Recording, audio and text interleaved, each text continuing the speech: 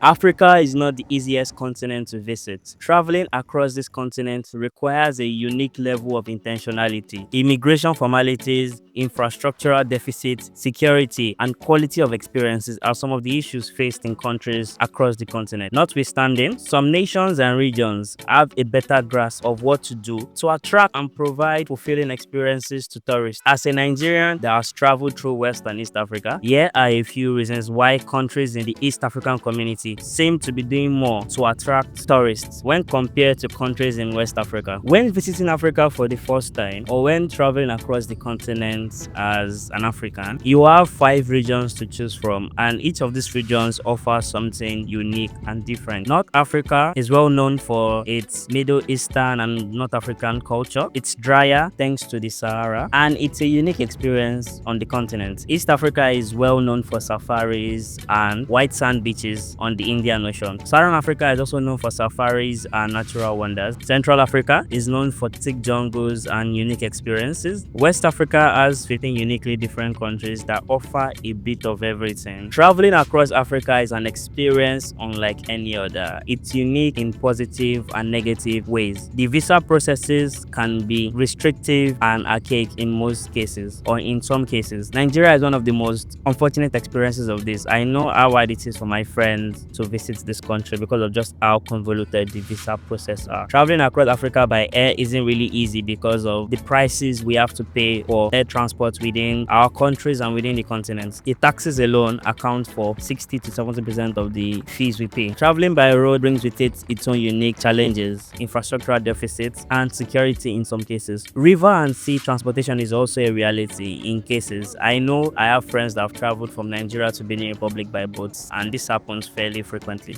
It goes without saying that when we talk about West Africa being behind places like East and Southern Africa in terms of tourism, one country stands out as an exception, and that's Ghana. Ghana is one of the countries in West Africa doing a decent job in attracting tourists, but their situation is similar to Samsung in the Android ecosystem because they are a country doing well in a region that's not necessarily doing well in tourism. Ghana is far from perfect, but the country leads the way when compared to its neighbor in the West African sub-region. Please consider subscribing and liking the video while you are here. It means a lot, and it's the easiest way for you to support the work I do on this channel. Thank you to do so. Time for a bit of comparison of my experiences in West and East Africa. I feel like traveling through East Africa is a more polished experience. Some East African countries have optimized for tourism. They've gotten good at it, and it has become second nature to them. On the flip side, many West African countries like mine, Nigeria, do not seem to want tourists. The process just seems built around not welcoming people, and it makes no sense to me that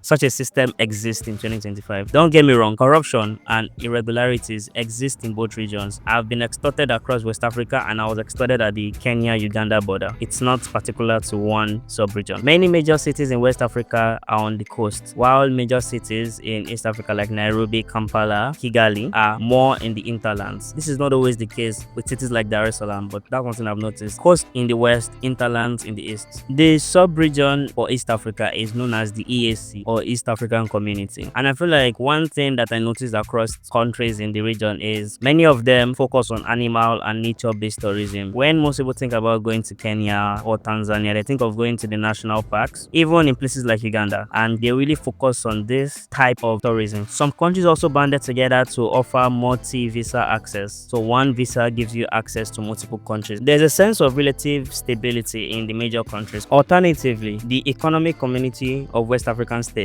ECOWAS, is the sub-region for West Africa. Tourism seems like an afterthought to many ECOWAS countries, and I believe because of ECOWAS being more resource rich, the governments rely heavily on taking stuff out of the ground and selling it to other countries. There's also the culture of eating wild animals in many countries, known as bushmeat, and this has led to dwindling numbers for wildlife. The elephant in the room is also many countries within the sub-region suffer from internal security issues that affect the public relations populations of the entire sub-region. Most of the difficulties faced in visiting West Africa when compared to other regions is based on governmental policies. West African visas are generally harder to get. Once again, Ghana is the exception, offering visa-free travel to all African countries alongside Gambia and Benin Republic. There are more sizable airlines in East Africa. Almost every country has its own airline and flies across the continent. As mentioned earlier, there is more conservation efforts across East Africa, especially in major cities, and the perceived sense of security helps the sub-region attract people from across the world. Please consider supporting my work by joining the channel, gifting super thanks, or simply subscribing. However you choose to support, just support. Thank you, Asidos. With the exception of Nigeria, most other or all other West African countries are relatively safe, but Nigeria's reputation kind of brings down the entire sub-region with it. When you look at East Africa, many countries like Somalia, DRC, South Sudan, Ethiopia, and to a lesser extent Rwanda all have active wars within their borders at this point, but this doesn't affect their reputation the way a country like Nigeria affects West Africa for some reason. Another major difference I noticed traveling across West and East Africa is culture. There's a culture of corruption that persists in both sub-regions, but societal norms like bushmeat hunting dwindles wildlife availability across West Africa. So people from this part of the continent travel to East and Southern Africa to view the animals they killed in their own countries. Anglophone West African culture is more exported to the West, while English and Swahili are widely spoken in East Africa. French, English, and local languages are well spoken in West Africa, and you might not know, but there are more French-speaking countries in West Africa than English-speaking countries. But the reverse is the case in terms of population. Talking about the climate, I was born and raised in Lagos, Nigeria, and I can tell you that the climate in coastal West Africa is too hot and humid for most people. Most of us living in Nigeria are just used to it and deal with it. Coastal East Africa is also hot and humid, but to a lesser extent when compared to their western counterpart. And the major difference is you can find more major cities on the coast in West Africa when compared to East Africa. The Sahel region in West Africa serves as a sort of border between the Sahara and this part of the continent. In East Africa, the farther you go from the coast, the cooler and more mountainous it gets. I was surprised to travel across Rwanda and Uganda expecting to see sparse lands like I saw on safaris, but I got to see deep forests and lots of greenery. There's a bit of everything in both regions. West Africa is physically larger, and there's no comparing the climate in Senegal to Benin Republic or Nigeria. Similarly, the climate in certain parts of Tanzania is wildly different from what you'd see in Western DRC. There's a bit of something for everybody. I hate the fact that green spaces are being lost at an alarming rate in West African cities. This is happening across the continent, but I'm speaking from a West African perspective. One of the most unfortunate examples of this is Agodi Gardens in Ibadan. Ibadan is one of the major cities in Nigeria, and Agodi Garden was one of my favorite places to visit. I have a video on my last visit to Agodi Garden, wonderful green space in the city. But then I learned that it was to be closed down a couple weeks after my last visit, and it is being turned into a real estate development. Heartbreaking, but not unsurprising. This is a normal occurrence in Nigeria. Legon Botanical Garden has always been my favorite place to visit in Ghana. For my first visit to the country in 2018, I fell in love with Legon Botanical Garden. Imagine my disappointment when around October 2024, I learned that Legon Botanical Garden was being closed down, possibly indefinitely or forever. My favorite spot in Ghana is known, and Lord knows what will become of it. Turning green spaces and public spaces into private property is not an unusual behavior to see across the continent, and it breaks my heart. Another infamous example of a tourist spot being destroyed is Landmark Beach in Lagos. Landmark Beach was demolished a couple months ago to make way for a road development in Lagos, Nigeria. A development that could have easily avoided that particular part of the beach, but